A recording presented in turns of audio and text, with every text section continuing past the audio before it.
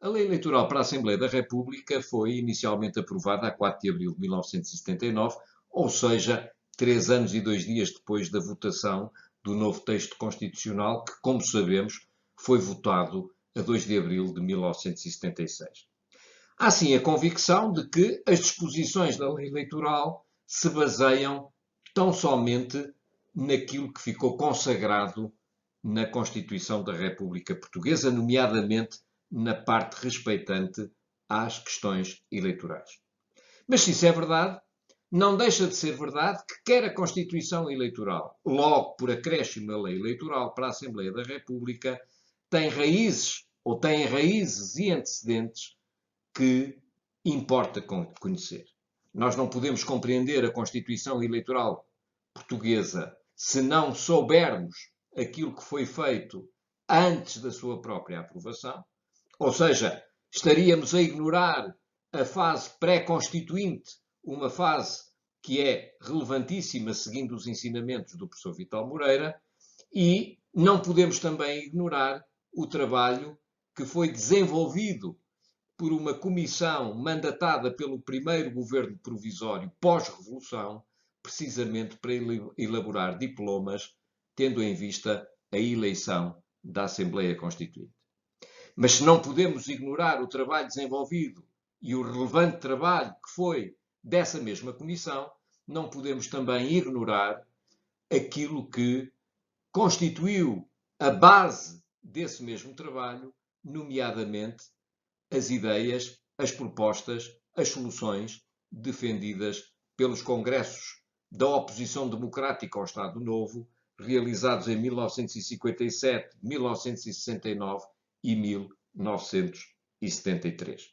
Conhecer esses antecedentes é, pois, fundamental para percebermos de onde nasce a nossa lei eleitoral e a Constituição Eleitoral Portuguesa. Importa assim perceber, em primeiro lugar, o que foi proposto pela Comissão que apresentou um projeto de lei eleitoral para a Assembleia Constituinte e, em segundo lugar, qual a ligação entre esse projeto e as ideias prévias que, em Portugal, a propósito das questões eleitorais, sempre existiram. E porquê? Porque, se é verdade, como diz Jorge Miranda, que a fonte do direito eleitoral português está no projeto da Comissão Eleitoral para a Assembleia Constituinte, não deixa de ser verdade também que essa fonte, ela própria, se inspira em antecedentes que marcaram de forma relevante o estudo e a análise do direito eleitoral no nosso país.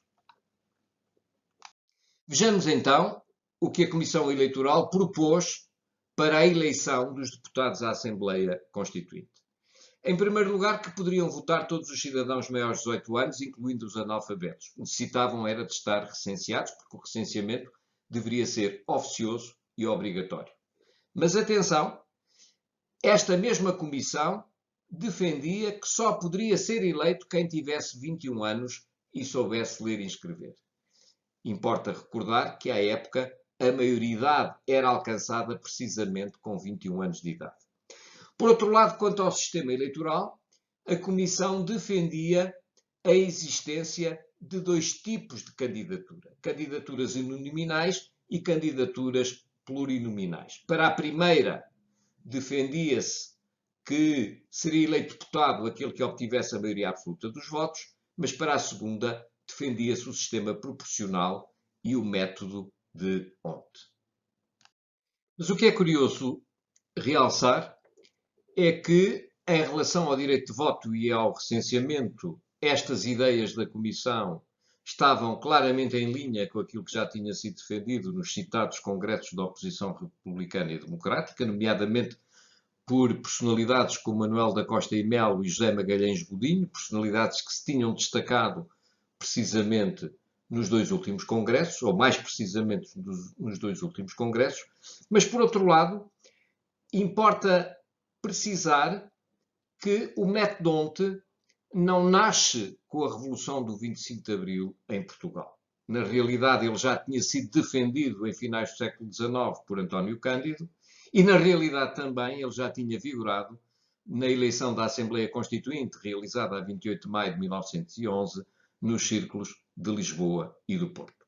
Há, portanto, aqui uma linha de continuidade com trabalhos, ideias, propostas, soluções previamente sustentadas no nosso país, nomeadamente em final do século XIX, e que a Comissão Eleitoral procura acompanhar e, neste caso, solidificar em termos de legislação eleitoral para a Assembleia Constituinte pós-Revolução do 25 de Abril. Apresentado o projeto de lei eleitoral, caberia agora ao terceiro governo provisório aprovar definitivamente a legislação que iria regular a eleição dos deputados à Assembleia Constituinte. Vejamos o que foi mantido e aquilo que foi alterado. O Governo entendeu manter todas as disposições propostas sobre a capacidade eleitoral ativa e passiva, entendeu manter a obrigatoriedade e a oficiosidade do recenseamento eleitoral, manteve igualmente o voto como um dever cívico e, do mesmo modo, seguiu a orientação da representação proporcional de ontem nos círculos plurinominais.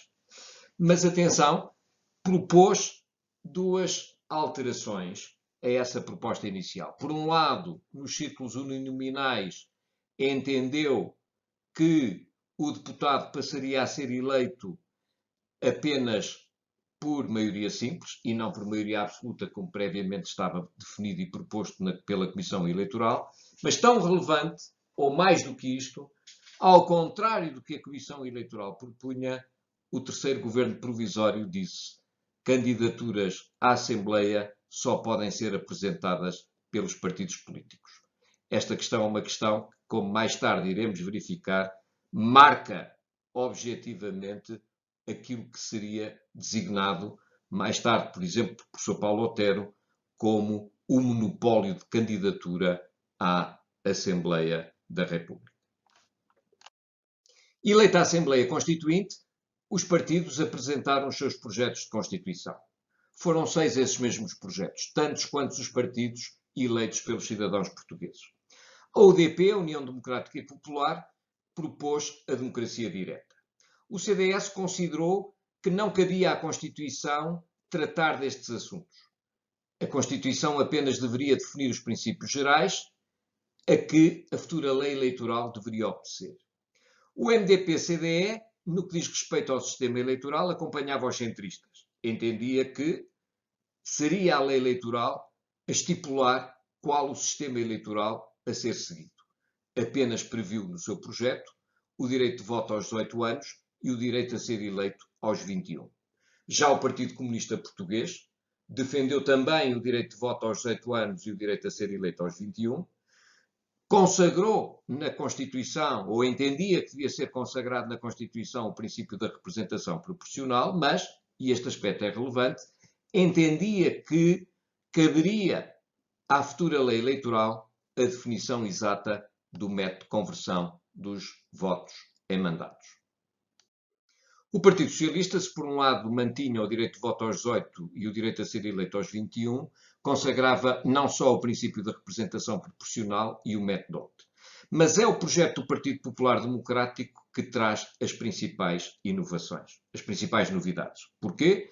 Porque para o PPD a capacidade eleitoral passiva deveria ser concedida nas mesmas condições em que existia a capacidade eleitoral ativa. Ou seja, se o direito de voto era dado aos 18 anos, o direito a ser eleito também deveria ser dado aos 18 anos.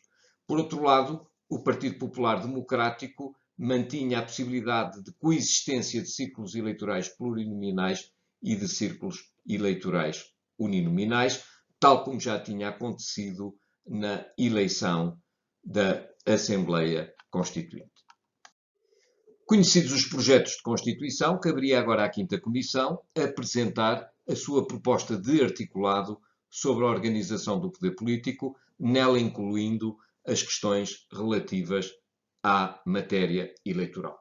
E o que propôs a Quinta Comissão?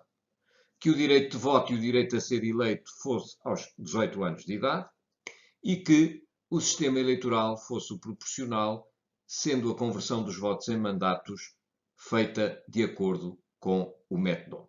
Seguia-se nesta matéria específica aquilo que estava proposto quer pelo Partido Socialista, quer pelo PPD, e ia-se contra as ideias sustentadas quer pelo CDS, quer pelo Partido Comunista Português, que sinalizaram essa mesma posição, manifestando na época a sua divergência quanto à consagração de um método que, no seu entendimento, apenas visava beneficiar os maiores partidos políticos, ou seja, os partidos que já tinham obtido a maior votação nas eleições para a Assembleia Constituinte. Mas apesar da Assembleia Constituinte estar eleita e ainda não ter aprovado a Constituição, haveria necessidade de aprovar novas leis eleitorais. As segundas leis eleitorais após o 25 de Abril. E porquê? Porque se aproximava a realização das primeiras eleições para a Assembleia da República, previstas para 25 de Abril de 1976, pelo que o 6º Governo Provisório, em janeiro desse ano, aprovou 3 novos diplomas eleitorais para regular essas mesmas eleições. E o que propuseram esses diplomas? Por um lado, a ideia de que o direito a eleger e o direito a ser eleito seria aos 18 anos de idade. Acompanhavam nisso a proposta já conhecida da Quinta Comissão. Por outro lado, afastavam a exigência do requisito capacitário que tinha existido nas eleições para a Assembleia Constituinte. Portanto, quem era eleito não necessitava saber ler e escrever. E, por último, a criação de mais um círculo eleitoral para a imigração. Em vez de um, passaríamos a ter dois círculos eleitorais para a imigração, tendo em vista a captação, a participação de mais eleitores, neste caso dos imigrantes portugueses. Vista que está de forma sumária a fase pré-constituinte e realçada a relevância dessa mesma fase pré-constituinte, vejamos então aquilo que a Constituição viria efetivamente a consagrar. O direito de voto aos 18 anos, o recenseamento eleitoral oficioso e obrigatório, o princípio da representação proporcional e o método na conversão dos votos em mandatos. Mas, como aspecto saliente em que este texto não segue o projeto inicial da Comissão Eleitoral e acompanha aquilo que foi definido pelo 3º Governo Provisório, a ideia de que as candidaturas à Assembleia da República são exclusivas dos partidos políticos, estes poderiam incluir nas suas listas cidadãos independentes, mas estes não poderiam por si apresentar listas de candidatura. Percebemos assim que há claras linhas de continuidade entre o texto aprovado e aquilo que foi sustentado logo após a Revolução do 25 de Abril de 1974, mas percebemos também que essas linhas de continuidade vão ao encontro, em matéria eleitoral, de muito do que tinha sido defendido antes mesmo dessa Revolução. Quererá isto dizer que a Constituição não inovou, então, em coisíssima nenhuma? De modo algum. A Constituição, se a área em que traduz a sua rigidez é precisamente na questão da representação proporcional. E falo de tal modo que inclui nos limites materiais de revisão constitucional a questão da representação proporcional. Ou seja, aquilo que Gomes Cantilho e Vital Moreira classificam de identidade constitucional está precisamente consagrado também nesta matéria, nesta questão. Aquilo que Rui Medeiros viria a considerar a prevalência do poder constituinte sobre o poder de revisão constitucional. Dito de outro modo, os constituintes quiseram impedir a possibilidade da representação proporcional poder ser alterada e, se o for, nós não estaremos a fazer, nessa ótica, uma simples revisão da Constituição, mas a criar uma nova Constituição. E assim concluímos, referindo o que dissemos inicialmente. Não podemos conhecer a lei eleitoral para a Assembleia da República, nem a Constituição Eleitoral Portuguesa, na sua versão inicial, se não compreendermos a densidade de tudo aquilo que foi feito antes da aprovação do texto constitucional português.